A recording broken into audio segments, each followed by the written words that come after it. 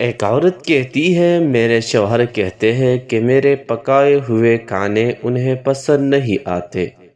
جب بھی میں ان کے لیے کھانا بناتی ہوں وہ کھا کر شکایت کرتے ہیں کہ مجھے پکانا نہیں آتا اور مجھ پر چلانا شروع کر دیتے ہیں۔ ان کے رویے سے میں بہت تنگ آ گئی تھی۔ ایک دن جب وہ کام سے واپس آئے تو میں نے ان سے کہا کہ میں بیمار ہوں اور میری پڑوسن نے میرے لیے کھانا پکایا ہے۔ در حقیقت یہ میری طرف سے ایک چال تھی تاکہ میں انہیں آزما سکوں۔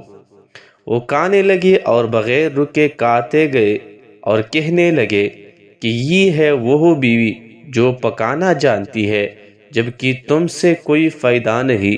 میں اپنا غصہ ضبط کیا اور دل میں کہا میں تمہیں سکھاؤں گی کہ یہ کیسے کہتے ہوں۔ اگلے دن میں نے وہی کیا۔ میں نے دعویٰ کیا کہ میں ابھی تک بیمار ہوں اور میری پڑوسن نے کھانا بھیجا ہے۔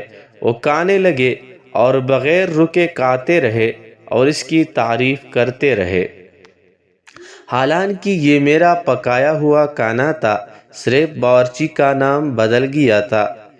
میں نے ان سے کہا کیا خیال ہے اگر ہم اسے ہر کھانے کے لیے کچھ رقم دیں؟ انہوں نے کہا ہاں یہ بہتر ہے، کم از کم ہم پیسہ کسی لذیذ چیز پر خرچ کریں گے۔ اور واقعی انہوں نے ہر روز مجھے پیسے دینے شروع کر دیے اور کہا کہ انہیں میرے پڑوسن کو دو تاکہ وہ ہمارے لیے کھانا پکائے۔